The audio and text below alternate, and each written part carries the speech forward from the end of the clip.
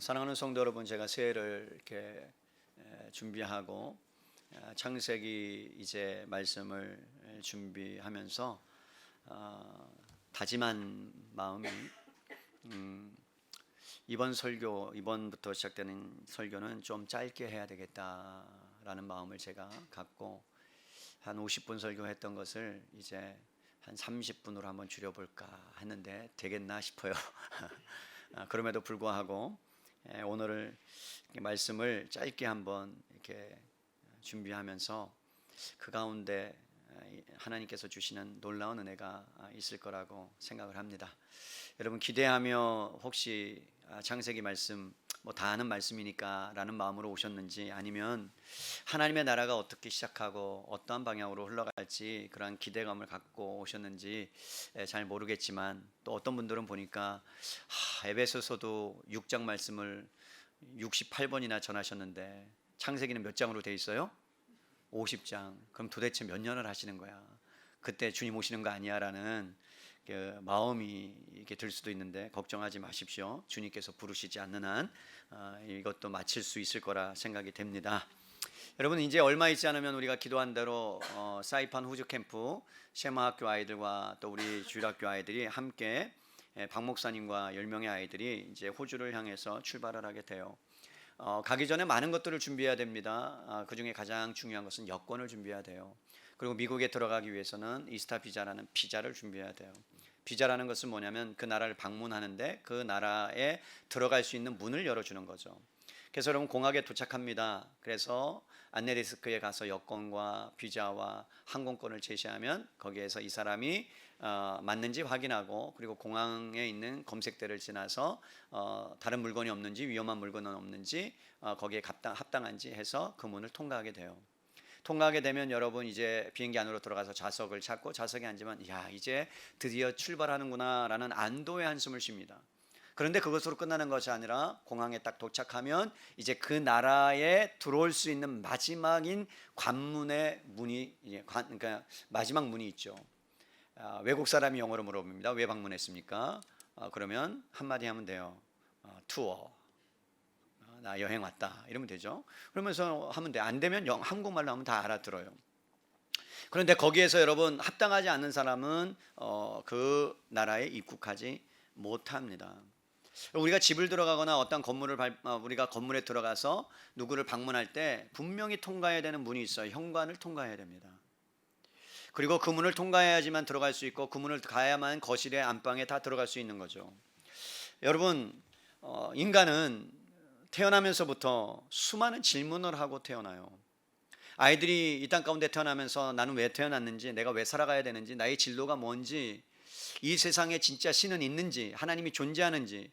어렸을 때는 여러분 하나님의 말씀을 들으면서 믿습니다. 그냥 다 주입되는 것처럼 아이들이 그 말씀을 받아들이다가도, 중학교가 되면 아이들이 여러분 공교육에 들어가면 진화론과 창조론에 막 그냥 갑론을박이 여러분 일어나고, 믿지 않는 아이들은 진화론이 맞다라고 주장하고, 예수님을 믿는 사람들은 창조론이 맞다 그러고 성경에 써 있다라고 하고, 그러면서 막 관계가 깨어지고, 그런 힘든 일들이 여러분 또 발생하고 일어나잖아요. 그러면서 뜬금없이 부모님에게 질문하죠. 뭐라고 질문합니까? 엄마, 정말 하나님 계셔? 그러면 여러분들 마음속에 심쿵하죠. 막 그냥 마음이 완전히 진짜 뭔가 다 내려앉는 듯한, 그러면서 얘가 왜 이러나, 타락했구나, 드디어 목사님 큰일 났어요, 얘가 하나님이 계시는지 안 계시는지 그렇게 질문하는 것을 보면 어쩐 일이에요? 주일학교에서 뭐가 잘못된 거 아니에요? 그게 정상이에요. 여러분 그게 정상이에요. 저도 여러분 질문 무지 많이 하고 살았어요. 진짜 하나님이 살아계시는가 엄청난 고민과 생각들을 하고 여러분 살아갈 때가 있습니다. 그거는 여러분이 하나님을 믿지 않는다는 것보다는 의문을 갖는 거죠. 왜 나에게 이런 일이 일어났는가? 일어나지 않아도 되는데, 믿지 않는 사람들, 그런 사람들은 잘 살고 있는데 왜 나는 예수님을 믿는데 왜 이런 삶을 살 수밖에 없는가라는 수많은 질문들을 하게 됩니다. 아이들이 태어나면서 여러분 눈을 들어서 여러분들이 세상을 바라보세요. 아무것도 없지 않고 무엇인가 존재하고 있다는 것이 놀랍지 않습니까? 여러분 여기에 컵이 있어요. 컵이 그냥 존재할 수 있는 게 아니잖아요. 누군가는 이것을 만들었잖아요. 그러니까 아무것도 존재하지 않는 것이 아니라 무엇인가 있다는 거예요. 그러니까 인간은 마음으로부터 여러분 끊임없는 질문들을 합니다. 내 인생이 어떻게 될지, 세상에 종말이 있는지. 수많은 철학자들이, 수많은 과학자들이, 수많은 종교가들이 여러분 이 질문에 대한 해답을 얻기 위해서 노력하고 연구하지만 지금도 이 질문에 대한 뾰족한 답을 내어주지 않고 있다고 하는 거죠. 우리들이 여러분 과학 시간 때 배웠던 우주가 얼마나 넓은지 상상이나 됩니까? 우리들이 잘 아는 은하계 안드로메다 아시죠? 근데 여러분 안드로메다만 알고 있잖아요. 근데 그 안드로메다가 얼마나 많대요? 2천억 개나 더 있대요. 그럼 우주가 얼마만큼 넓은 거예요? 얼마만큼 광활한 거예요? 여러분 과학자들도 너무나 깊어서 너무나 넓어서 그것들을 다 이해할 수 없다고, 우주의 신비를 다 알 수 없다라고 이야기합니다. 여러분 과학이 발달하면 그것들을 밝혀낼 수 있을 것 같아요. 물리학자들이 연구하고 분자생물학과 뇌과학이 발달하면 뇌를 아무리 연구해도 우리의 마음이 어디 있는지 여러분 발견할 수 없다라는 거예요.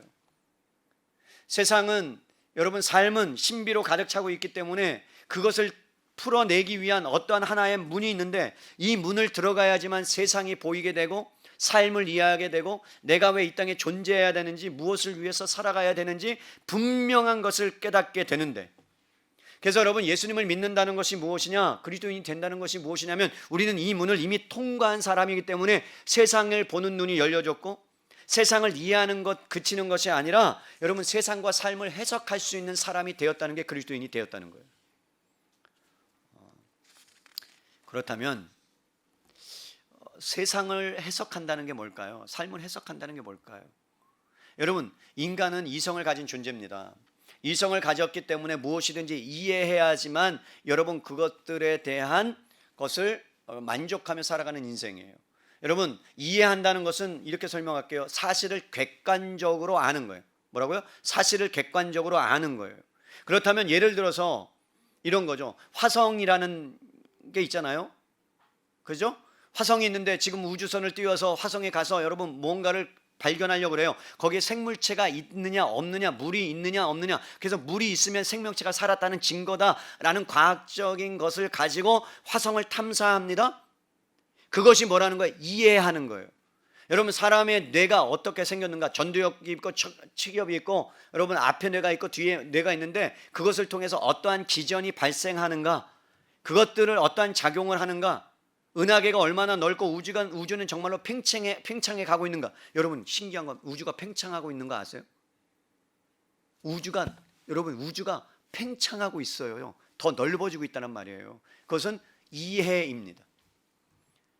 그런데 여러분 아이러니하게도 인간은 이해하는 것만으로 충분하게 여러분 이 땅 가운데 살아가지 못한다는 거예요. 계속해서 이해를 넘어가는 사건과 사고와 어려움들과 힘듦과 그 다음에 그 어떠한 일들을 해석해낼 수 있어야 된다는 거예요. 그래서 철학자들이 연구하는 거예요. 질문을 하는 거예요. 인생의 의미가 뭔지를 찾는 거예요. 가치를 찾는 거예요. 그래서 여러분 해석이 필요한 거예요. 그런데 과학으로 풀리지 않는다는 거죠. 객관적인 사실은 이해할 수 있어요. 1 더하기 1은 2예요. 맞죠? 아니에요? 2 더하기 2는 4예요. 이것은 여러분 객관적인 사실이에요. 근데 그것이 우리의 삶에 어떠한 의미를 던져주는지, 그리고 그것을 통해서 어떠한 것들을 바라보게 만드는지, 그것은 해석의 문제라는 거죠. 오늘 본문 창세기 1장 1절의 말씀은 여러분 단순한 한 절의 말씀이 아닙니다. 이 말씀을 여러분 저자인 모세가 이 말씀을 첫 줄에 하나님께서 기록하라고 가르쳐 주셨기 때문에 기록했는데, 이 말씀이 우리에게는 우리의 삶의 관문을 열고 세상을 이해할 수 있고 해석해낼 수 있는 놀라운 말씀임을 여러분들이 깨닫는 은혜가 있기를 주님의 이름으로 축복합니다. 여러분 다 함께 다시 여러분 창세기 1장 1절 한번 읽어볼까요? 다시 읽어요. 시작. 태초에 하나님이 천지를 창조하시니라. 여러분 수많은 사람들은 그리스도인들이 창세기를 대하면서 궁금한 질문들, 그래 맞아 하나님이 천지를 창조했어, 아멘, 이루고 끝나요. 맞죠? 아니에요? 여러분 창세기 1장 1절을 읽으면서 여기에 심오한 진리를 알고 야 이게 어떤 능력인가, 어떤 의미를 담겨져 있을까, 그런 고민을 하지 않고 우리는 믿습니다. 중요해요. 믿는 거 중요해요. 그러면서 창세기를 공부하면서 이렇게 이야기하죠. 여기에 관련돼서는 창조론에 대해서 말씀하는 거야 라고 여러분 이야기하고 우주가 어떻게 생겼는지에 대해서 이야기하는 거야. 물론 맞아요. 물질과 시간과 존재와 인간과 세상의 기원이 여기에 다 넣어져 있어요. 그런데 신기한 것은 그것들에 대해서 설명하지 않는다는 거예요. 창조론이 이거다, 진화론에 대해서 하나님이 이것에 대해서 이렇게 했다는 것을 우리를 설득하지 않는다는 거예요. 성경은 첫 번부터 뭐라고 선언하느냐? 태초에 하나님이 천지를 창조하셨느니라고 선언하며 나아가요. 설명을 덧붙이지 않아요. 수많은 사람들, 과학자들, 종교인들은 이 문을 열고 들어가기를 원하는데 여기에 탁 막히는 거예요. 왜? 하나님이 창조했다는 선언이니까. 그들은 뭘 원하는 거예요? 이해하기를 원하는 거예요. 그래서 이해가 돼야지만 이 문을 넘어서는데 이 문의 장벽이 너무나 높으니까 여기서 걸려서 넘어지는 거예요. 믿지 못하는 거죠. 그렇기 때문에 여러분, 이 문은 창세기 1장 1절은 어떤 것이냐? 넘고 싶은데 넘어가지 못하는, 결국 믿음의 문제라는 거예요. 뭐의 문제라고요? 믿음의 문제. 여러분, 아이가 태어났어요. 아이가 엄마 아빠가 아이를 임신하고 그래서 태어났어요. 근데 아이가 엄마한테, 여러분, 아빠한테 어떻게, 엄마가 아빠가 내 엄마 아빠라는 것을 여러분 설명해주고 이해해줘야 되는 거예요. 아이에게 난 이렇게 생겼고 나 이렇게 생겼고 그럼 몇 월 며칠 날 이렇게 해서 너가 생겼다는 걸 이해해줘야 돼요? 아니죠. 그냥 아이는 그것을 믿음으로 받아들이는 거죠. 그래요, 안 그래요? 안 그래요? 엄마, 내가 엄마 아들 맞아? 객관적인 사실을 이야기해줘봐. 100가지를 얘기해줘. 일단 눈썹이 비슷하지 않니? 콧구멍이 2개야? 뭐 귀도 뚫렸잖아? 그러면서 뭐 한다고 애가 이해하는 게 아니라 그냥 알아요. 그러니까 믿음의 문제라는 거예요. 여러분, 성경도 말씀하는 거예요. 이것은 너희가 이해하려고 하는 문제로 접근한다면 이 문이 열려지지 않는다. 그래서 하나님께서 찾아오셔서 이 세상이, 이 우주가, 이 인간이, 이 세상이 어떻게 창조되었는가를 선언하고 그것을 여러분들에게 열어주셔야, 그래서 여러분들이 그것을 믿게 되고, 그러면 그 믿음으로부터 이제 창세기를 통해서 하나님의 역사를 보게 된다. 그것이 여러분 히브리서 11장 3절에 우리에게 기가 막히게 히브리서 기자가 가르쳐주고 있어요. 히브리서 11장 3절을 찾습니다. 여러분, 히브리서 11장 3절이에요. 구약 성경이 아니고 신약 성경, 히브리서 11장 3절, 364페이지요. 우리 함께 읽을까요? 3절 말씀 너무 중요하니까요. 11장 3절입니다. 시작. 믿음으로 모든 세계가 하나님의 말씀으로 지어진 줄을 우리가 아나니 보이는 것은 나타난 것으로 말미암아 된 것이 아니니라. 여러분 보세요. 믿음으로 모든 세계가 하나님의 말씀으로 지어진 것을 우리가 아는 것이 믿음이다.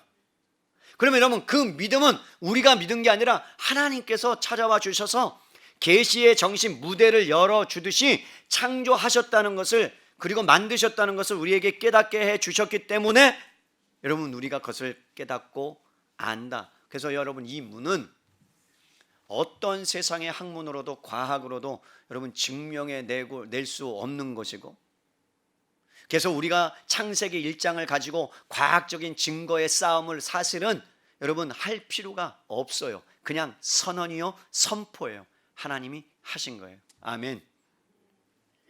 여러분, 이것을 받아들이지 않는다면 우리는 믿음을 소유할 수 없습니다. 이것이 여러분에게 부느낌이 있고 이것이 믿어지지 않는다면 여러분들은 기독교인이 아닐 가능성이 높습니다. 그런데 이것이 믿어진다면, 그러면 그때부터 여러분들은 하나님 안에서 하나님의 역사를 보게 되고 하나님이 말씀하신 그 세계의 놀라운 은혜들을 경험할 수 있게 되는 거예요. 그래서 여러분, 한마디 말씀, 이 말씀이 인정되지 않으면 세상은 해석되지 않아요. 이런 거와 똑같아요. 예전에 매트릭스라는 영화 아십니까? 영화 모르세요? 제가 반드시 영화 이거 보셔야 돼요. 그런 거는 1000만 넘어가는 건 다 보시라 했어요. 거기에 세계관이 담겨져 있어요. 기독교 세계관으로 해석해내야 되니까. 여러분, 매트릭스라는 영화가 있어요. 그 영화가 뭐 1편부터 몇 편까지 굉장히 큰 센세이션을 불러일으켰던 영화예요. 평소에 평범한 일상을 살아가는 한 사람, 주인공 네오가 등장합니다. 그런데 어느 순간에 어떤 사람이 나타나서 그에게 또 다른 세계가 있다고 이야기해요. 당신이 모르는 또 다른 차원의 세계가 있다. 근데 그 세계를 알기 위해서는 내가 너에게 약을 줄게.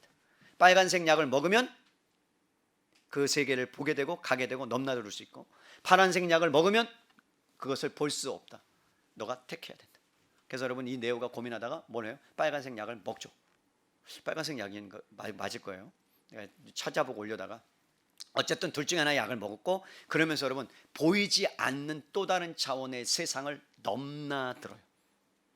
제가 말씀드린 건 뭐냐면, 여러분, 하나님께서 이 세상을 해석할 수 있는 또 다른 차원의 세계를 열어두셨는데 그것이 뭐냐면 창세기인데, 창세기 중에서도 가장 중요한 말씀인 창세기 1장 1절 말씀이라는 거예요.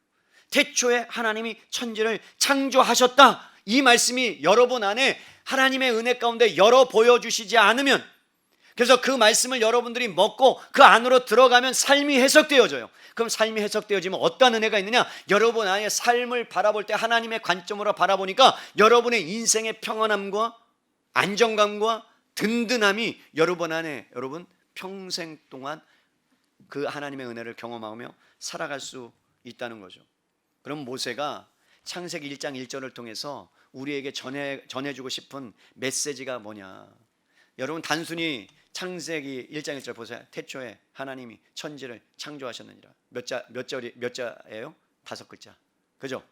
그런데 모세는 너무나도 놀랍게, 여러분, 히브리인들이 사용하는 기법을 창세기 1장에 모두 다 집어넣어놨어요. 문학적인 기법, 신학적인 해석을 여기다 집어넣어놨는데, 오늘은 조금 어려울 수 있지만 이것을 여러분들이 알아야 이 창세기가 해석되어지니까. 여러분, 1장 1절은 한글로 5글자예요. 그런데 제가 발음이 별로 좋지 않지만 히브리어로 말씀을 드리면 베레시트, 바라, 엘로힘, 하, 샤마임, 하, 에레츠. 몇 자예요? 대단하세요. 7자예요. 여러분, 구약시대의 사람들에게 7이라는 숫자는 굉장히 중요한 숫자예요. 완전 숫자예요. 완성의 숫자예요. 그래서 하늘이 4고 땅이 3이에요. 그래서 하늘과 땅이라는 것 합하면 7이에요. 그래서 여러분, 성경을 1장을 여러분들이 읽어보시면 1장 1절은 7자로 되어 있고 희한하게 2절은 14자를 사용해요. 단어를 완전하게 하나님이 이 일을 행하고 계시다. 그러면서 엘로힘이라는, 하나님이, 태초에 하나님이다라는 단어가 1장에만 35번 나와요. 그럼 여러분 다 아셔야 돼요. 7 곱하기 여기 갑자기 안 나오면 5, 5배. 그리고 여러분, 하늘과 땅이라는 그 단어가 여러분들이 나중에 찾아보세요. 표시해 보세요. 7의 배수인 21번 등장해요. 하늘이 21번, 땅이 21번. 그리고 하나님이 말씀하시되 그대로 되니라 라는 게 7번 등장해요. 완전하게 하나님의 말씀은 완전해서 온전한 세상을 만든다. 그리고 보시기에 좋았더라가 몇 번 등장해요? 7번. 자, 이것을 해놓고 그리고 나서 여러분에게 질문할게요. 하나님께서 세상을 며칠 동안 창조하셨어요? 6일 아니면 7일? 7일. 6일이 아니에요. 중요한 건 7일이에요. 6일이 중요한 게 아니에요. 모든 초점은요, 인간에게 있지 않아요. 7일에 있어요. 우리가 지금까지 잘못 알았어요. 인간이 중심이 아니라 7일째 되는 날, 완성의 개념, 안식일의 개념. 그래서 하나님이 강조하신 것은 무엇이냐면 모든 것들을 만드시고 완전하고 온전한 그 안식을 향하여 세상이 만들어졌다를 보여주는 거예요. 여러분, 이것이 다른 이유가 뭐냐면 하나님이 세상을 만드시고 그 세상에 무엇을 보고 계신다고요? 완성을, 종말을. 그게 놀랍지 않은 것 같아요. 나는 놀랍지만. 여러분, 그래서 모세는 창세기를 기록하면서 이렇게 시작합니다. 다시 보세요. 태초에 베레시트라는 단어예요. 여러분, 히브리 단어를 제가 오늘은 조금 설명합니다. 베레시트라는 것은 두 가지가 결합됐어요. 베와 레시트예요. 베트라는 것은 베트예요. 베들레헴 할 때 베트, 집이라는 뜻이고, 이것이 어떠한 단어와 결합되는 순간에 뭐뭐를 통하여, 뭐뭐로 말미암아, 뭐뭐 때문에라는 뜻이 돼요. 꼭 기억하세요. 그러면 뭐뭐 때문에, 뭐뭐로 말미암아 세상이 창조됐다는 거죠. 맞죠?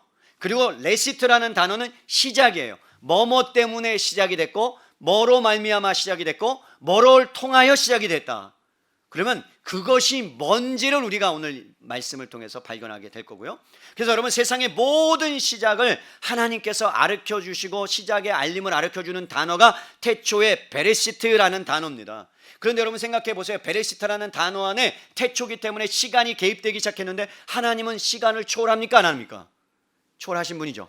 시간이 없으신 분이죠. 그런데 여러분, 하나님께서 어떻게 하셨다고요? 태초라는 말씀과 함께 시간 속으로 들어오셔서, 시간의 속으로 들어오신다는 이야기는 모든 사람들과 모든 만물들과 이제는 관계를 갖고 살아가시겠다고 선언하시는 말씀이에요. 태초 안에. 그러면 생각해 보세요. 인간은, 세상은, 우주는 누구 없이는 살 수 없다? 하나님 없이는 살 수 없다. 이게 태초에라는 말씀 안에 이미 하나님이 의도하고 계획해 놓은 하나님의 깊은 의미가 담겨 있다는 거죠. 더욱 놀라운 것은 무엇인지 아십니까? 여러분, 하나님께서 시간 속으로 들어오셔서 시작을 하신 그 가운데 여러분, 창조의 완성과 종말을 여러분 바라보고 있는데, 말씀드렸어요. 베레시트, 뭐뭐를 통하여, 뭐뭐로 말미암아, 그죠? 뭐뭐 때문에. 그러면 여러분, 뭐뭐 때문에 창조됐을까요? 무엇 때문에 창조됐을까요? 무엇으로 말미암아 창조됐을까요? 성경은 그리스도라고 얘기합니다. 그러니까 태초의 아내라는 말씀 안에 누가 있다고요? 그리스도가 있다고요. 그리스도가 있다고요. 목사님, 그게 정말 맞습니까? 맞다고요. 한번 볼까요? 요한계시록 1장 8절. 요한계시록 1장 8절을 가보세요. 여러분, 요한계시록은 성경의 시작이 창세기라면 요한계시록은 완성을 말씀해요. 요한계시록 1장 8절을 보십시다. 여러분, 요한계시록 1장 8절에 읽습니다. 주 하나님이 이르시되 나는 알파와 오메가라, 이제도 있고 전에도 있었고 장차 올 자요 전능한 자라 하시더라. 여기에 나오는 주 하나님은 누구세요? 성부 하나님이에요? 예수 그리스도예요? 성부 하나님이에요. 여러분, 성부 하나님이 뭐라고 말씀하세요? 나는 알파요, 시작이요, 오메가, 완성이다, 끝이다, 종말이다, 이제도 있고 전에도 있었고 장차 올 자요 전능한 자라. 여러분, 이것을 우리는 그리스도라고 해석해요, 보통. 근데 아니에요. 주 하나님, 성부 하나님이세요. 그러니까 성부 하나님이 뭐라고요? 세상을 만드실 때 뭐라고요? 나는 알파니까 그 안에 뭐도 담고 있다고요? 오메가도, 세상의 종말도. 그러니까 여러분, 세상이 태초에라는 말씀 안에 하나님은 하나님의 의도와 하나님의 계획을 거기에다 심겨 두셨는데, 근데 그러면 그것이 시작으로 끝나는 것이 아니라 뭐까지 담겨뒀다고요? 하나님의 종말을, 완성을 담고 세상을 창조했다면, 여러분을 창조하실 때, 인간을 만드실 때, 세상을 만드실 때 그 세상에 뭐까지 보셨다는 거예요? 종말의 완성까지 보고 태초 안에 집어넣었다는 거예요. 할렐루야. 이것이 우리에게 어떤 의미를 줘요? 위안이 되지 않아요? 여러분, 얼마나 큰 위안이 되는지 몰라요. 왜요? 여러분, 우리의 시작이, 우리의 인생이, 우리가 때로는 지금 이 모양 이 꼴, 내 자신이 가치 없는 것처럼 보이고, 때로는 부족한 것처럼 보이고, 실패한 것처럼 보여도 여러분, 내 인생은 완성을 향하여 나가고 있다는 증거예요. 아멘. 여러분 보세요. 창세기 첫째 날부터 일곱째 날까지 갈 때 어떻게 창세기 저자가 이야기하냐면, 첫째 날 만드시고, 둘째 날 만드시고, 셋째 날 만드시고, 그 공간에 뭐를 채워놓으신데 이렇게 넓어져 가요. 그러면서 마지막으로 어디로 끝낸다고요? 완성으로 마치고 있어요. 뭘 이야기하느냐? 세상은 점점 발전해 가고 성장해 갈 건데 그 끝은 반드시 완성할 때가 온다. 그것이 요한계시록의 새 하늘과 새 땅입니다. 그러니까 창세기만으로도 지금 뭐까지 바라보고 있어요? 요한계시록에 있는 말씀까지 바라보고 완성을 향해 나가고 있다는 것. 얼마나 여러분 하나님의 놀라운 계획. 그러니까 여러분을 향한 하나님의 계획이 있습니다라는 것은 여러분의 완성을 하나님이 지금 바라보고 계시는 거예요. 여러분의 성장을 바라보고 계시는 거예요. 그것을 향해서 가고 계시는 거예요. 믿으십니까? 그것을 여러분, 이사야 선지자가 분명하게 말씀하고 있어요. 이사야 46장으로 가보세요. 이사야 46장 10절에 여러분, 우리에게 이 말씀에 대해서 이사야 선지자는 너무나도 잘 알고 있었던 것 같아요. 이사야 46장 10절이요. 찾으셨습니까? 이사야 46장 10절 말씀 제가 읽어드립니다. 1125페이지요. 10절 말씀이에요. 이사야 46장 10절 말씀 제가 읽어드립니다. 10절 말씀입니다. 내가 시초부터 종말을 알리며, 그죠? 뭐라고요? 태초부터 뭐를 알리며? 종말. 그러니까 태초에 뭐를 갖고 계셨다고요? 종말과 완성을. 그러면서 아직 이루지 아니할 일을 옛적부터 미리 보였고, 태초에 보였고, 이르기를 나의 뜻이 설 것이니 내가 나의 모든 기뻐하시는 것을 뭐하리라? 이루어 가고야 말겠다. 할렐루야. 사랑하는 성도 여러분, 하나님께서는 태초의 시작 안에 종말을 담고 계시고 이미 하나님은 종말을 여러분 이 말씀 안에 선포하고 계시고 이 세상이 어디를 향하여 가고 있는지 그 말씀 안에 담겨져 있는 거예요. 근데 여러분 이것이 이해의 문제가 아니라 알 수 없는 거라는 거예요. 오직 예수님을 믿는 사람들, 하나님께서 이 계시의 정신을 열어주셔서 볼 수 있는 사람들만 이 문을 통과할 수 있는 거예요. 그래서 여러분 과학적으로 증명되지 않는 거예요. 그런데 우리는 어떻게 살아갈 수 있느냐? 하나님 안에서, 주님 안에서 종말을 향하여 바라보며 살아갈 수 있어요. 그래서 예수님이 뭐라 그래요? 여러분 마태복음에 여러분 마지막 안식일이 가장 중요한데 안식일의 주인이 누구라고요? 예수 그리스도다.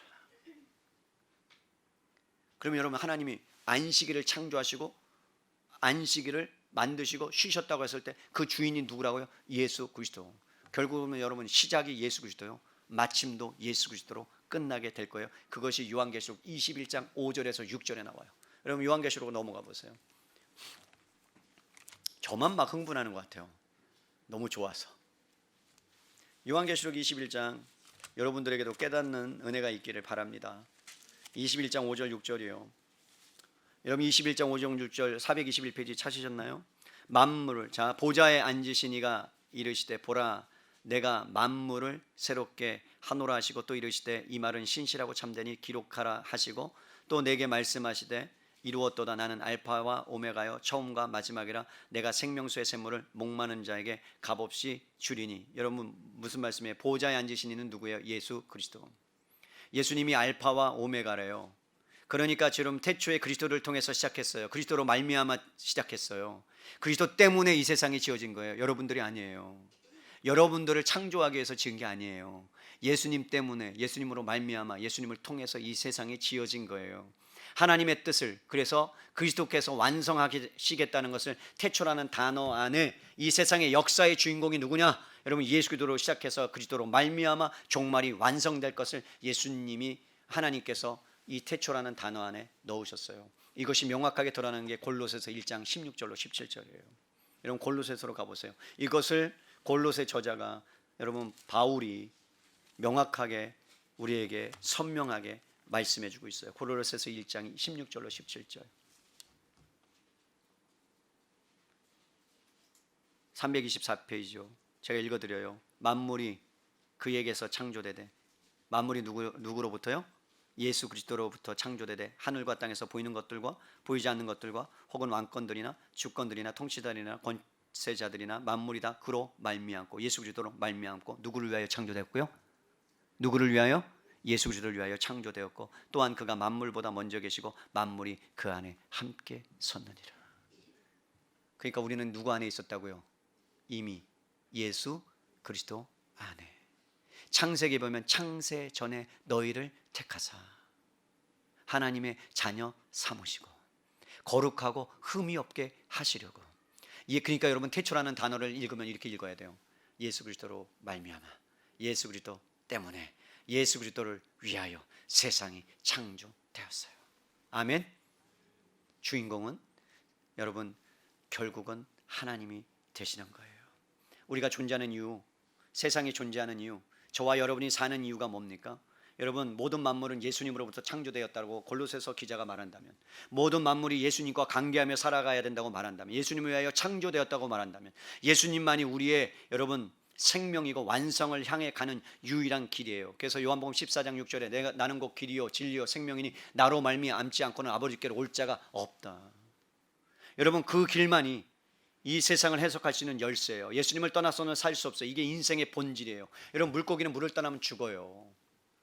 그것을 떠나는 순간에 사는 것처럼 보이지만 죽어요. 이 일을 누가 계획하시느냐? 하나님이 계획하셨대요. 하나님께서 의도하셨대요. 그래서 창세기 여러분 태초에 하나님이라는 단어는 엘로힘이에요. 여러분 아도나이가 아니에요. 엘로힘이라는 단어는요, 세상의 신과 다른 그 신을 이야기할 때, 참 신을 이야기할 때, 유일한 신을 이야기할 때만 쓰는 단어예요. 그래서 엘로힘이라는 단어가 35번 나와요. 그 얘기는 뭐예요? 여러분 하나님이 가라사대, 하나님이 이르시되, 하나님이 이르시되가 1장에만 35번 나와요. 이 세상에 이 모든 만물의 주인이 누구라는 걸 말씀하는 거예요? 하나님이라고 말씀하고 선언하고 있는 거예요.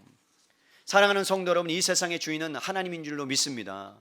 이 세상의 주원은 하나님이세요. 그러면서 여러분, 창조했다라는 단어 안에 바라라는 단어를 써요. 바라. 내가 한글로 해석했어요. 바라, 주님이 하셨다. 그 단어는 아니에요. 괜히 또 가면 이단데요. 여러분, 바라라는 단어는 창조하셨다는 건데, 이것은 세상에 있는 것으로 창조하다라는 의미가 아니에요. 하나님만이 창조할 때 쓰는 단어가 바라예요.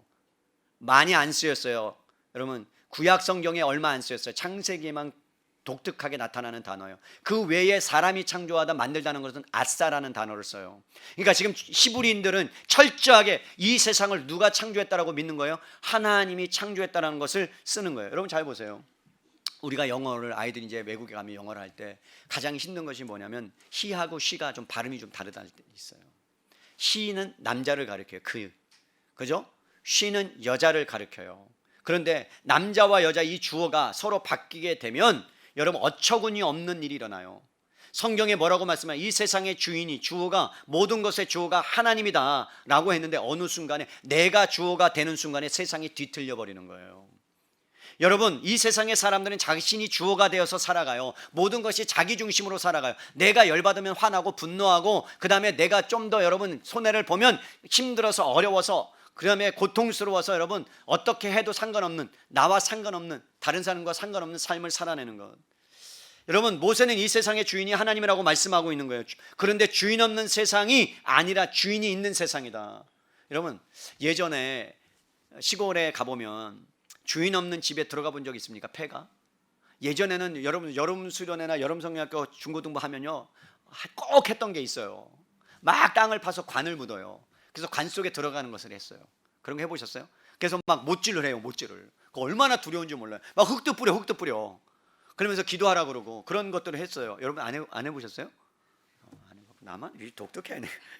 그래서 또 어떤 일을 하느냐?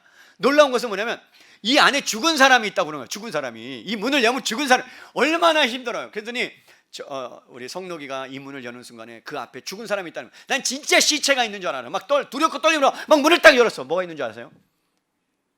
거울이 딱 앞에 있는데 내 모습이 딱 보이는 거예요. 죽은 사람, 너 이제 죽을 거다. 그러면서 얼마나 막 또 음악 백뮤직은 또 으스한 백뮤직을 깔아놓고 막 회개하도록 막 인위적으로 그렇게 한 적이 있는데 그것도 은혜였어요. 그때는. 제가 뭘 말씀드리느냐, 여러분 주인 없는 집에 가보면요, 예전에 폐가 같은 것을 가보면 막 담력 훈련이다 그런 거 해갖고 거기 들어가 보면 얼마나 막 거미줄 쳐 있고 막 그냥 썩은 냄새도 나고 뭐 그 다음에 분뇨도 있고 더러운 냄새, 구역질 날 만큼 고약한 냄새가 막 코를 찔러요. 거기에 머물고 싶은 사람이 있어요? 없죠. 주인이 없으면 그렇게 돼요. 여러분, 우리가 사는 아파트도요 한 달간 살아보지 않으면 폐허가 되죠. 1년간 비워두면 폐허가 되지 않으면요. 맞아요, 안 맞아요? 맞죠? 여러분 무슨 말씀이에요? 이 세상이 하나님이 주어가 돼야 되는데 그래야 살만 나는 세상이고 행복한 세상이고 신나는 세상이 될 텐데 내가 주어가 되어서 주인 없는 집같이 이 세상을 살아가니까 이 세상이 뒤틀리고 고약해지고 냄새나고 여러분 더럽고 그래서 살기 싫은 세상으로 계속해서 향하고 있다는 것을 지금 태초에라는 하나님이 창조했다라는 그 말씀 안에 넣어뒀다고요. 하나님이 만든 세상은요 내가 주인이 되고 하나님이 주인이 되어서 살만 나는 행복한 세상을 꿈꿨는데 어느 순간에 주인이 바뀌어버렸어요. 내가 주인이 되고 하나님이 서수로가 된 거예요. 하나님이 이렇게 안 하면 내가 배째입니다. 그러면서 막 하나님을 협박하고 그런 삶으로 바뀌었다는 거예요. 사랑하는 성도 여러분, 하나님이 주어가 돼야 되는 게 맞아요. 그래서 태초에 하나님이 천지를 창조했다는 말씀 안에는 이 세상의 주인이 누군가를 분명히 가르쳐주고 있어요. 근데 놀라운 것은 뭐예요? 여러분, 이 세상의 주인이 하나님인 것을 알면 어떠한 일이 일어납니까? 세상이 달라 보입니다. 왜죠? 내가 태어날 때 아무것도 갖고 있지 않고 살아났는데 이 세상에 그저 우연한 존재로 태어난 게 아니에요. 아이들이 한탄하는 게 뭐예요? 나는 왜 흙수저로 태어났어? 난 금수저가 아니야. 왜 우리 엄마는 왜 그래? 우리 아빠는 왜 그래? 난 좀 더 많은 것을 갖고 싶어 라고 여러분 한탄할 때가 있어요, 없어요?